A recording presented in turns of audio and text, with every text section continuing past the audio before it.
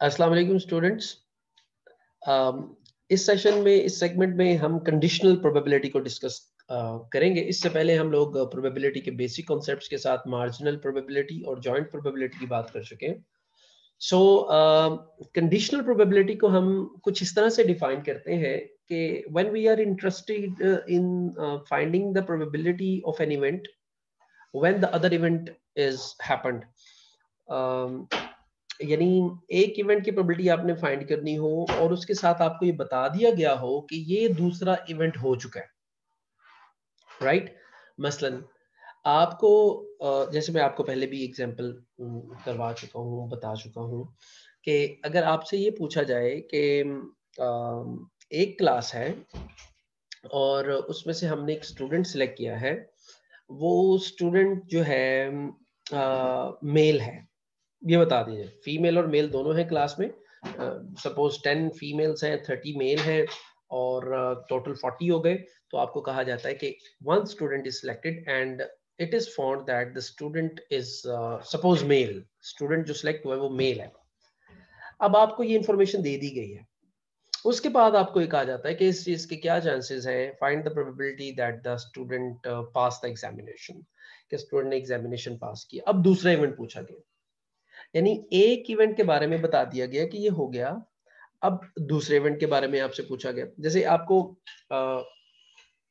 अगर याद हो तो इस तरह का टेबल मैं आपको पहले भी दिखा चुका हूं, और इस तरह के टेबल में अगर आपको मैं अब एक्स्ट्रा इन्फॉर्मेशन इसी तरह की देता हूं, मैं कहता हूं जी एक इस सर्वे में मैंने बताया आपको ये था कि एक सर्वे है जिसमें 100 स्टूडेंट्स शामिल हैं, कुछ मेल हैं कुछ फीमेल हैं, और कुछ एक खास सर्टेन पॉलिसी की फेवर में है और कुछ उसके अगेंस्ट है। ये डेटा में ये बता रहा है। अब आपको ये कहा जाता है कि एक स्टूडेंट हमने रैंडमली सिलेक्ट किया है और अब एक्स्ट्रा इन्फॉर्मेशन क्या है, एक स्टूडेंट रैंडमली सिलेक्ट किया है और ये पता चल गया है कि वो मेल है। This is given to you that the student is male. It is found that the student is male. Now find the probability that he is in the favor of the policy. Okay? यानी एक event के बारे में बता दिया गया है और फिर दूसरे की प्रोबेबिलिटी पूछी गई। पहले आपसे पूछा जाता था कि one student is selected at random and find the probability that he or she is in the favour of the policy. पहले ये कहा जाता था सिर्फ। अब क्या कहा जा रहा है? A student is selected at random and the student, the selected student is a male, then find the probability that he is in the favor of the policy. इस तरह की सिचुएशन आपके सामने आएगी, यानी एक इवेंट की प्रोबेबिलिटी आपको दे दी जाएगी। जैसे अगर इसी एग्जांपल में आपको कहा जाए कि a student is selected at random and it is found that he or she is against the policy, find the probability that he is male. अब आपको जो इंफॉर्मेशन दी गई थी वो ये कि पता ये चला कि वो अगेंस्ट है। अब बताएं कि वो मेल था। यानी एक इवेंट आपको बता दिया जाएगा कि ये हो गया है और फिर दूसरे की प्रोबेबिलिटी आपसे पूछी जाएगी। इससे एक्चुअली होता ये है कि जब ये एक्स्ट्रा इंफॉर्मेशन आपको दे दी जाती है ना, तो आपकी जो सैंपल स्पेस है ना वो रिड्यूस हो जाती है। एनीवेज आई सजेस्ट कि हम इसे फॉर्मूले के थ्रू देखें। इसका फॉर्मूला क्या है? इसका फॉर्मूला ये है probability of A given B.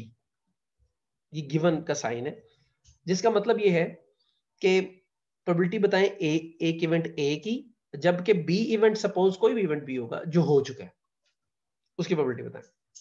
और इसका फॉर्मूला होगा probability of A and B, यानी जो दो इवेंट्स हैं उनकी जॉइंट प्रोबेबिलिटी, और इसको डिवाइड किया जाएगा। ये प्लीज डिवाइड का साइन है, ये गिवन का नहीं। गिवन इसे पढ़ेंगे हम, ए गिवन बी, और इसे डिवाइड है, ये डिवाइड है। A and B divided by probability of B, यानी जॉइंट प्रोबेबिलिटी ए और बी की, जो दो इवेंट्स जिनकी बात हो रही है उनकी joint probability divided by probability of B, यानी जो इवेंट हो चुका है उसकी प्रोबेबिलिटी से डिवाइड कर दें, तो ये आपका आंसर आएगा। Let's do this for this data set.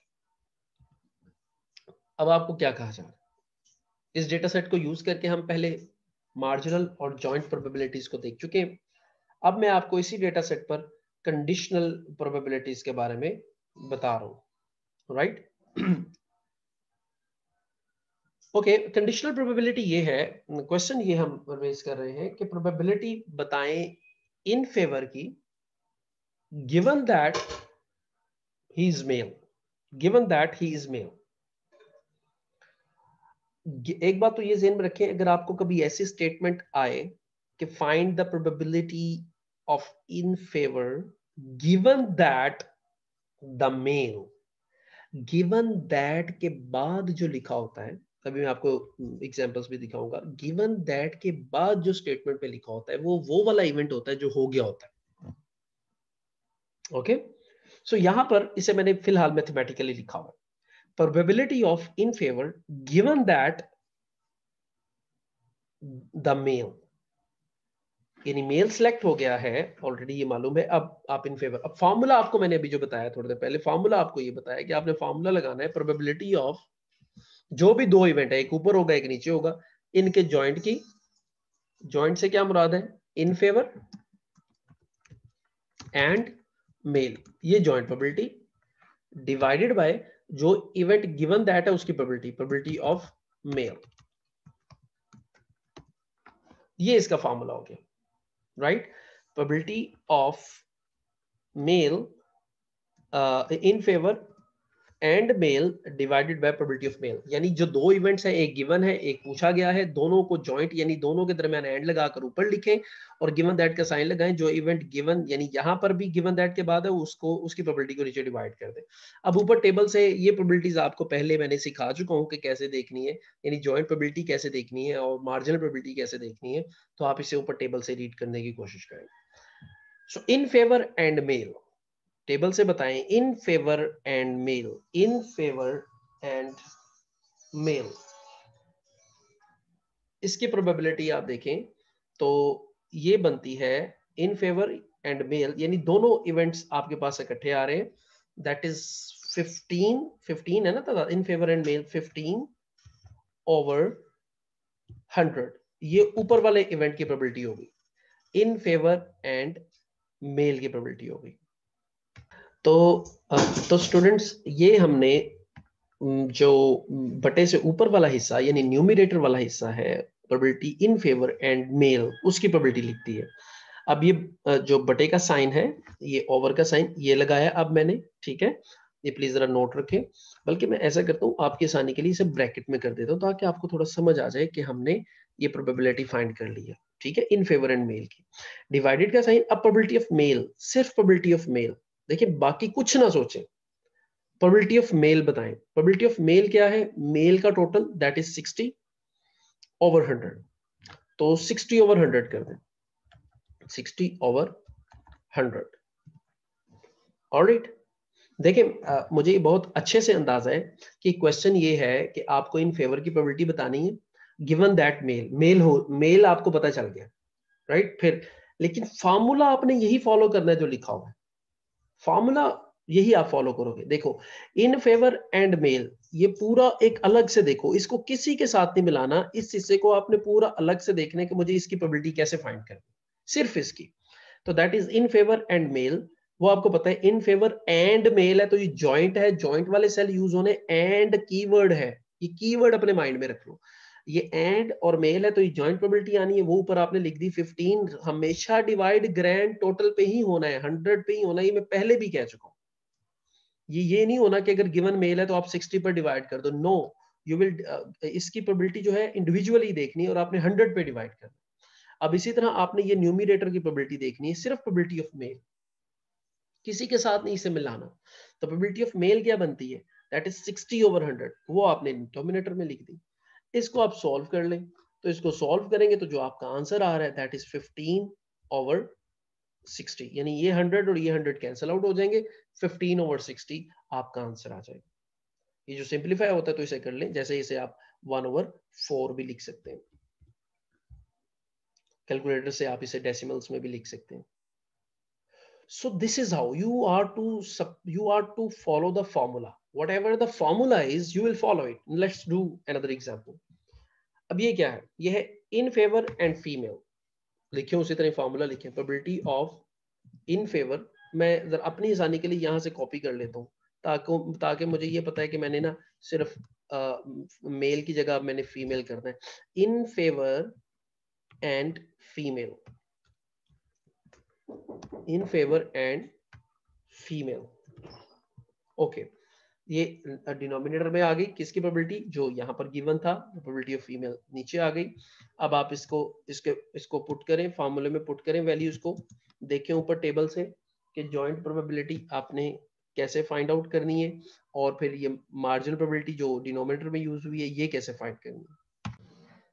So students देखें आप ऊपर टेबल से, probability of in favour and female, again joint probability, and आ रहा है दो इवेंट्स के दरमियान, तो जो सेल आपको सेंटर में गिवन है ये सेल यूज करेंगे आप, जॉइंट प्रोबेबिलिटी नंबर बता रहे हैं जो आपको। So female and in favour, female ये फीमेल एंड ऊपर से सॉरी इन फेवर, तो कितने बनते हैं 4, 4 ओवर, मैं इसे फिर ब्रैकेट में लिख देता हूँ, 4 over 100। Please keep in your mind you are going to divide with the grand total always, divided by probability of female, probability of female in denominator में जो आपको required है।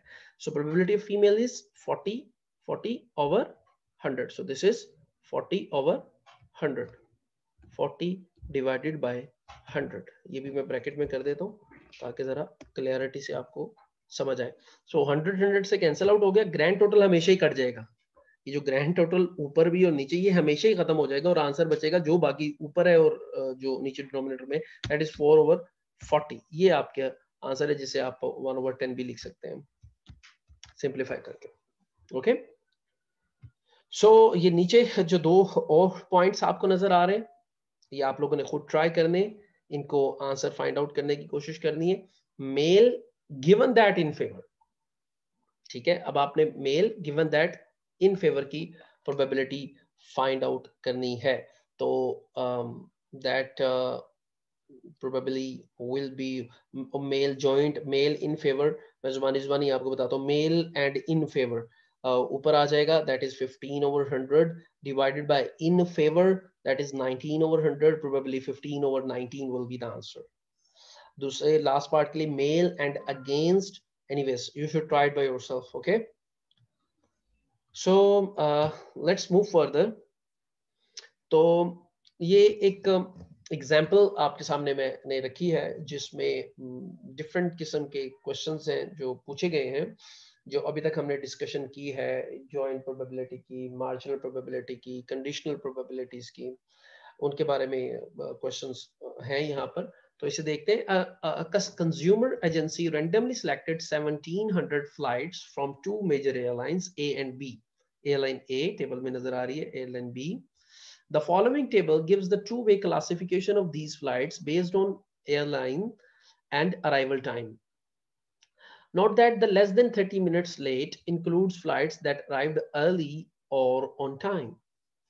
So airline A, ये less than 30 minutes late हुई है जब कितनी flights हैं एयरलाइन A की जो less than 30 minutes late हुई हैं, 30 minutes to 1 hour जो लेट हुई है एयरलाइन A की, more than 1 hour जो लेट हुई है एयरलाइन B, जो लेस देन 30 मिनट्स लेट हुई है 393, जो more than 30 minutes to but less than 1 hour, that is airline 316 for the airline B and similarly 80 for the airline B। If one flight is selected at random from these 1700 flights, अगर आप इन सबको total करेंगे तो 1700 बनेंगे, तो इनमें से one flight अगर random, find the probability that this flight is number 1 more than 1 hour late. पहला पॉइंट है more than 1 hour late, marginal probability more than 1 hour late.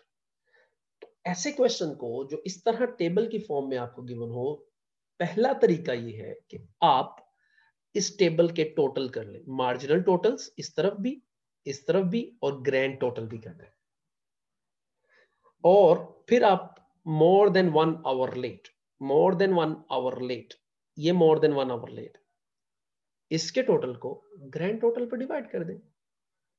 जिस चीज की प्रोबेबिलिटी पूछी जाती है, अगेन वही फॉर्मूला, उसकी तादाद को ग्रैंड टोटल पर यानी टोटल तादाद पर डिवाइड कर दिया जाता है।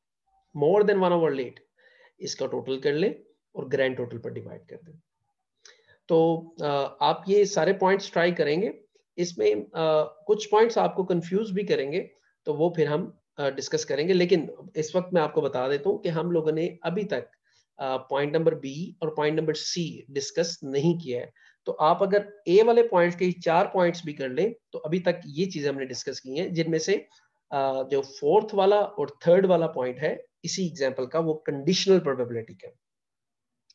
A flight on airline A given that, इसी तरह फोर्थ देखें, more than 1 hour late given that। तो जो गिवन दैट के बाद है वो ऐसा इवेंट है, मैंने आपको पहले भी बताया, वो ऐसा इवेंट है जो हो गया है, जिसे आपने डिनोमिनेटर में रखना है और फिर उसको अकॉर्डिंग टू फॉर्मूला करना है। So I hope you would be able to attempt this question, right. और इसके अलावा भी आपने कुछ एक्सरसाइजेस कर दिए, जो आपको मैं अभी थोड़ी देर में एक दो क्वेश्चन इस वीडियो में भी बताता हूँ। अच्छा, अब इस क्वेश्चन को देखें। इस क्वेश्चन को करते हुए I think this video is getting quite lengthy, तो मैं इसको यहाँ पर रोके फिर इसको शुरू से शुरू करता हूँ।